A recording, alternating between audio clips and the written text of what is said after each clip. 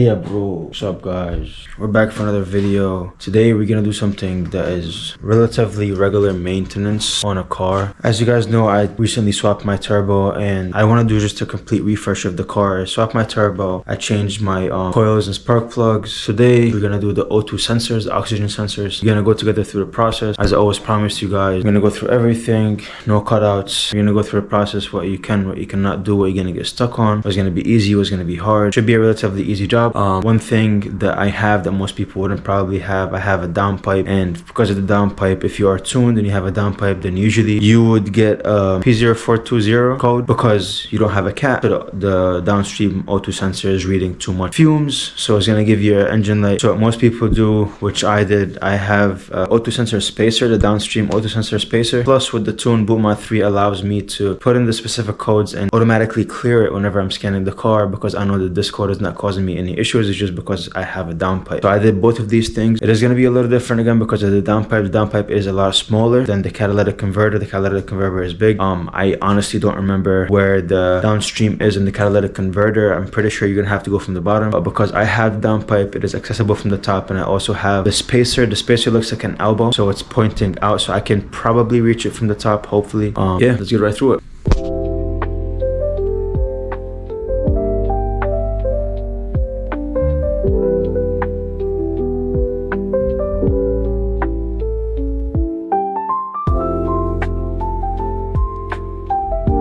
Alright guys, so I'm changing the upstream and the downstream both. So if you open one, there's gonna be one that is black and the other one is gonna be white. Alright, the white one is longer because it is the downstream one. The black one is the upstream one. You can even match it with the OEM. If you're not sure, you can always match it with the OEM one. As you can see, the black one is the one in the upstream and the white one is the one in the downstream. Alright, so first I'm gonna take off cover. As I mentioned in the previous video, this is an N20. There's different models that you're gonna have on this side right here. You're gonna have the a vacuum line going in, so be careful. Mine doesn't have it, but some models have it, so be careful when you're taking out the engine cover because you might break something that you want to break. Once you take it off, I have access to both the upstream and the downstream, so we're gonna start getting them off right now. I did buy this set from FCP Euro. It's a really nice O2 sensor socket set. Comes with the 1/2-inch socket. It comes with the short one, and it comes with a vertical. So first we're gonna start using with this one. We're gonna take off the upstream. So a tip is to put it in first. يوسف تعبني معاه. يوسف تعبني معاه. First, you're gonna insert the socket. Make sure it's in correctly. We're gonna get our long ratchet. So we're gonna get the smallest extension that we have. It's always good to use a flex hit ratchet if you don't want to take everything off.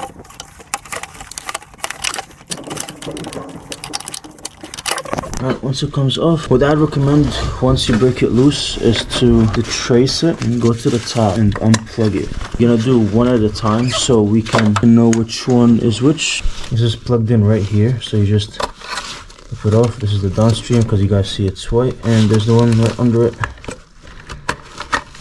This is the upstream. You can bring them both down. So right here, this is the upstream one. So we're gonna unbuckle it. So if you guys can see right here, there's this white clip.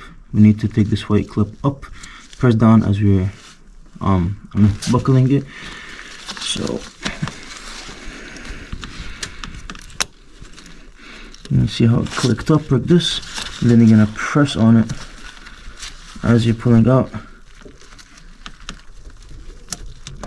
and it should come out right away. Now we're able to actually spin it, take it off. It's so hot.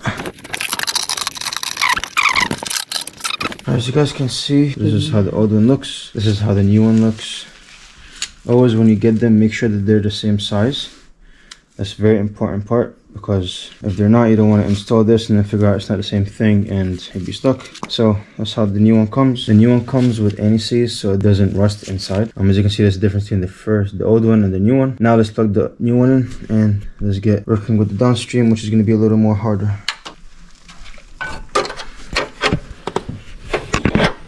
So it will be a little easier, guys, if you hold this with the other hand and spin it as you're spinning, so it doesn't get in your way. Now you keep going with your hands to the stops like this. Now we can get the auto sensor tool. Now we can tighten it. As you can see, this part right here, which is going to be hard to put the auto sensor socket from. So there's going to be two parts. As you can see, there's the bottom part of it, which is the one closer to the downpipe. That one is going to be a little harder to put the auto sensor socket from. So we're going to put it from up here, the wire part.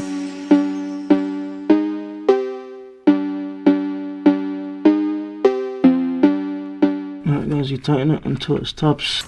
And it stops. Now we're going to connect this part, the top part, which is pretty simple. So if you can see this part right here, this goes in the groove, which is this one. You just make sure the clip is up. And you clip it in. And you push the clip in. And just for safety, try to pull it out. It doesn't pull out. So this one is done. Put it back where it belongs.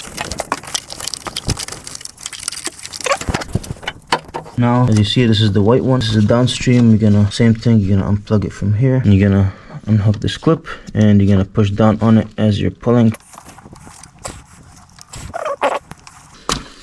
And it's off. Now the downstream is free. Now we're gonna try to play with it to see how we can take it out. So I can't reach the downstream, so I'm gonna end up taking this part right here off. It's the heat shield for the turbo. It's 3 bolts. All of them are E10. They're pretty easy to take off. There's one here, and then one all the way down inside. And then we're gonna try to reach it, because so far we cannot reach it. But these bolts are easy to take off. Obviously I broke them loose with the ratchet, and I'm just taking them out by hand. I mean, this is just a heat shield. This shouldn't be too tight.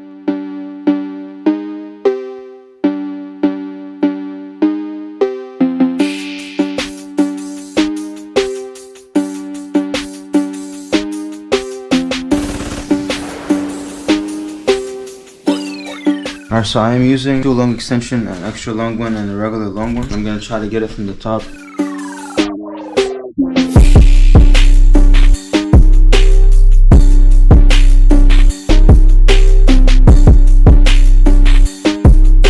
So I guess the extra long one didn't work, so I just used the medium size one. I'm gonna use a flex head ratchet.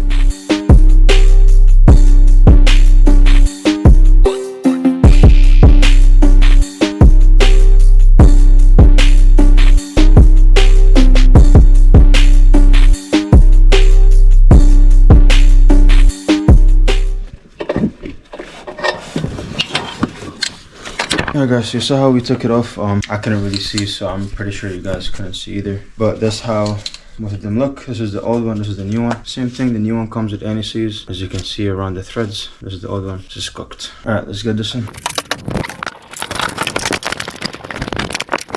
Alright, the new one is in.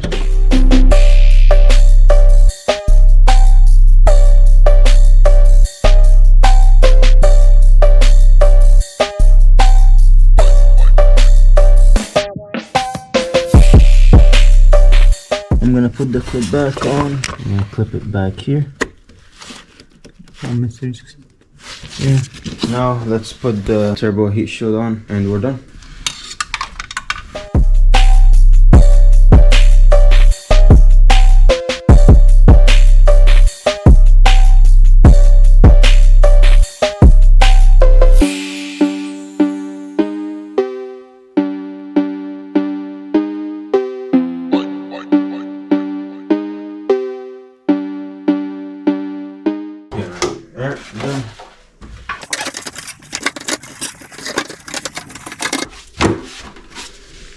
Alright, so these are the old sensors. As I told you guys before, I buy everything from FCP Euro. So I'm gonna put this back and return it. Mina's picture in my old wheel. This, we put it as decoration. It was snapped, so it's no good, so we put it as decoration. I wanted to make it into a fin, but Mina decided to put it as decoration. It's okay. Anyway, I bought this from FCP Euro, so I'm gonna put it back, return it to FCP Euro, and I'm gonna get my money back. So this is gonna happen, and we're all done. As always,